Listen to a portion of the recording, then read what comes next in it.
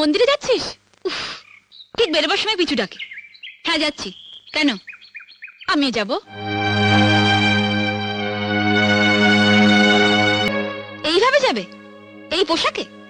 লোকে ভাববে চৌধুরী বাড়ির বউ আর ঝি যাচ্ছে।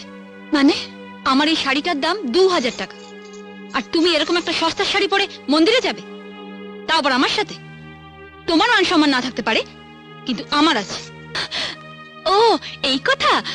তুই দাঁড়া, আমি এক্ষুনি শাড়িটা বদলে আসছি। এটা ধর। টিয়া, আমি রেডি, ঠিক আছে? এ কি?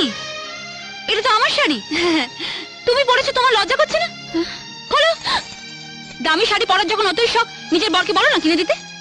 সে মুহূর্ত নেই। ভিখারি কোথাকার। কি বলছিস তুই টিয়া? তুই আমি তুই যা, আমরা বোনের মতো। তোর শাড়ি আমি পরবো, আমার শাড়ি তুই পরবি, এটাই তো স্বাভাবিক। থাক দিদি, অনেক হয়েছে।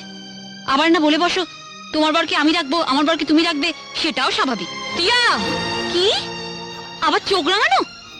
খোলো খোলো বলছি আমার শাড়ি।